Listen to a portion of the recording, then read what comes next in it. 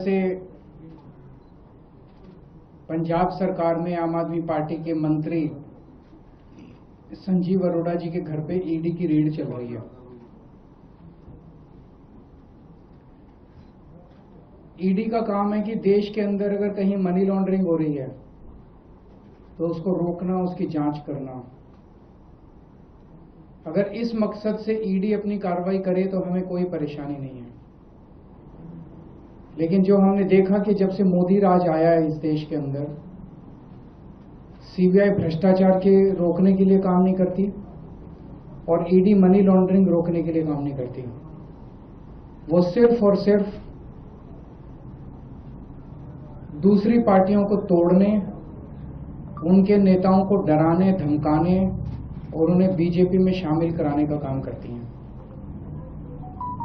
आज सुबह से जो संजीव अरोड़ा जी के घर पे कार्रवाई चल रही है वो भी उसी दिशा में एक कार्रवाई है। संजीव अरोड़ा के घर पे ईडी कोई मनी लॉन्ड्रिंग की जांच करने नहीं आई।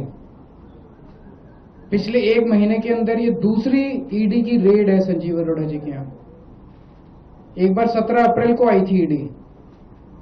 संजीव अरोड़ा जी के जितने ठिकाने थे, गुड़गांव में, लुधियाना में, दिल्ली में, हर जगह उन्होंने रेड की। 3 दिन तक रेड चली। उस 3 दिन की रेड में ऐसा क्या था जो नहीं मिला, जो ढूंढने आज आए हैं। मैं बताता हूं कि उन 3 दिन की रेड में क्या नहीं मिला जो आज ढूंढने आए हैं।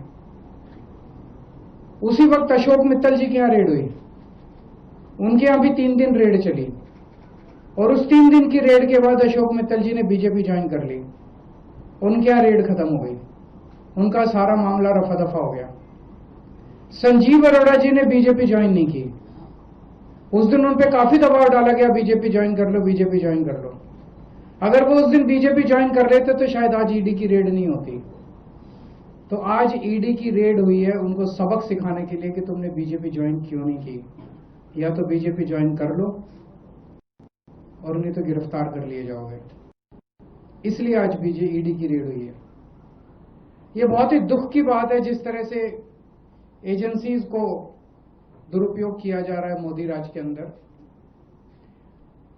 पंजाब को खासकर मोदी जी टारगेट कर रहे हैं। पंजाब के लोगों के साथ धक्का किया जा रहा है, पंजाब के लोगों के साथ नाइंसाफी की जा रही है, पंजाब के लोगों को कुचलने की कोशिश की जा रही है, पंजाब के लोगों के साथ अन्याय किया जा रहा है। पिछले 4 साल में मोदी जी ने पंजाब में पहले 3 काले कानून लाने की कोशिश की। पंजाब के किसानों के विरोध के सामने मोदी जी को झुकना पड़ा। पिछले 4 साल से ग्रामीण विकास का हजारों करोड़ रुपया, जिससे मंडियों की, गांव-गांव की सड़कें बननी होती हैं, वो प्रधानमंत्री जी ने रोक दिया। पंजाब यूनिवर्सिटी टेक ओवर करने की कोशिश की गई। चंडीगढ़ को हरियाणा को ट्रांसफर करने की कोशिश, पंजाब से छीनने की कोशिश की जा रही है। पंजाब के पानियों के ऊपर डाका डालने की कोशिश की जा रही है। बीबीएमबी को हथियाने की कोशिश की जा रही है। ऐसे न जाने कितने मामले हैं जो केंद्र सरकार और मोदी जी पंजाब के लोगों के साथ धक्का कर रहे हैं। और अब पिछले कुछ दिनों से रोज बस एक ही खबर है, आज ईडी ने यहां रेड कर दी, आज ईडी ने वहां रेड कर दी। जैसे ही बंगाल के चुनाव खत्म हुए, ईडी की पूरी दिल्ली की टीम, केंद्र की टीम सारी जो है वो पंजाब के अंदर आ गई है। इनका मकसद कोई काला पैसा ढूंढना या मनी लॉन्ड्रिंग ढूंढना नहीं है। आज से 10 साल पहले प्रधानमंत्री जी ने खुद अपने भाषण में शुवेंदु अधिकारी के खिलाफ भ्रष्टाचार के आरोप लगाए थे, संगीन आरोप लगाए थे। कोई देश का प्रधानमंत्री अगर किसी के खिलाफ संगीन आरोप लगाए तो छोटी बात नहीं है। ऐरे गहरे ने आरोप नहीं लगाए थे, बीजेपी के किसी स्पोक्सपर्सन ने आरोप नहीं लगाए थे, बीजेपी के किसी छोटे नेता ने। प्रधानमंत्री, भारत के प्रधानमंत्री ने शुवेंदु अधिकारी के खिलाफ आरोप लगाए थे। आज प्रधानमंत्री जी खुद उन्हें सीएम की शपथ दिलाए आए हैं अपने हाथ से। अमित शाह जी ने हेमंत बिश्व शर्मा के खिलाफ भ्रष्टाचार के संगीन आरोप लगाए थे, उसको इन्होंने असम का मुख्यमंत्री बना दिया। अजीत पवार के खिलाफ प्रधानमंत्री जी ने खुद भ्रष्टाचार के आरोप लगाए थे, उसके 6 दिन के अंदर उसको महाराष्ट्र का उप मुख्यमंत्री बना दिया। शुभेंदु अधिकारी के खिलाफ ईडी नहीं जाएगी, ईडी संजीव अरोड़ा के खिलाफ जाएगी। हेमंत बिश्व शर्मा के खिल को गिरफ्तार नहीं किया जाएगा, गिरफ्तार केजरीवाल को किया जाएगा। अजीत पवार को गिरफ्तार नहीं किया जाएगा, गिरफ्तार मनीष सिसोदिया। क्यों? उन्होंने बीजेपी ज्वाइन करी। तो इनका मकसद देश से भ्रष्टाचार दूर करना नहीं है, इनका मकसद मनी लॉन्ड्रिंग रोकना नहीं है, इनका मकसद केवल और केवल दूसरी पार्टियों के नेताओं को तोड़ के बीजेपी में शामिल करवाना है। आज पंजाब के अंदर इनके पास चुनाव लड़ने के लिए, खड़े करने के लिए नेता नहीं है, इसलिए दूसरी पार्टियों को तोड़ तोड़ के अपनी पार्टी में शामिल कराने की कोशिश कर रहे हैं। मैं मोदी जी को याद दिलाना चाहता हूं पूरी विनम्रता के साथ, पंजाब गुरुओं की धरती है। आज मोदी जी जो पंजाब के साथ अत्याचार कर रहे हैं, वो हमें उस वक्त की कई सौ साल पहले की याद दिलाता है जब औरंगजेब ने भारत के अंदर जगह जगह अत्याचार कर करके भारत के कई हिस्सों पे कब्जा कर लिया था। आज मोदी जी ने बेईमानी कर करके भारत के कई हिस्सों पे कब्जा कर लिया है। उसके बाद औरंगजेब की नजर पंजाब के ऊपर पड़ी। पूरे देश के बेईमानी पे कब्जा करने के बाद अब मोदी जी की नजर भी पंजाब के ऊपर पड़ी है।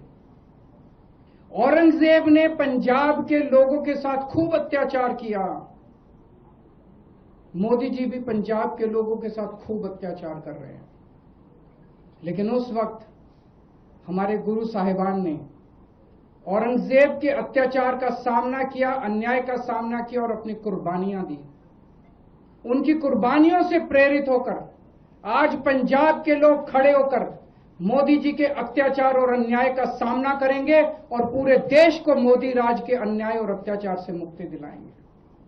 मैं मोदी जी को कहना चाहता हूं, 4 साल पहले भी आप पंजाब के साथ खिलवाड़ कर चुके हैं, जब आपने 3 काले कानून लाने की कोशिश की थी और पंजाब के किसानों के सामने आपको घुटने टेकने पड़े थे। आज आपने फिर पंजाब को ललकारा है, पंजाब इसको बिल्कुल बर्दाश्त नहीं करेगा। मैं मोदी जी से हाथ जोड़ के विनम्रता से निवेदन करता हूं, पंजाब के साथ धक्काशाही करना बंद कीजिए। अगर आपका कोई प्रश्न है तो पूछ लीजिए। ये 5 राज्यों के चुनावी नतीजे हैं, उस पर आपका? मेरा यही कहना है कि ये बेईमानी से जीते हैं बीजेपी वाले, ईमानदारी से ये चुनाव जीत नहीं सकते। मोदी जी देश के अंदर बहुत बहुत बहुत ज्यादा अनपॉपुलर हो चुके हैं। अगर ईमानदारी से एक भी चुनाव कराया जाए तो बीजेपी एक भी स्टेट इस देश के अंदर नहीं जीत सकती। सर, इट सीम्स लाइक कि अब बीजेपी पंजाब को लेके बहुत ज्यादा फोकस्ड है, बंगाल का कैंपेन उनका ओवर हुआ, तो ये कहा जा रहा है कि पंजाब जीतना उनका सपना है, बॉर्डर स्टेट आखिरी बचा है जहां उनकी सरकार नहीं है। मैंने तो कहा था औरंगजेब का भी सपना था और मोदी जी का भी सपना है। औरंगजेब को भी पंजाब के लोगों ने मजा चखाया था, मोदी जी ये गलती ना करें। So Tamil Nadu is still waiting.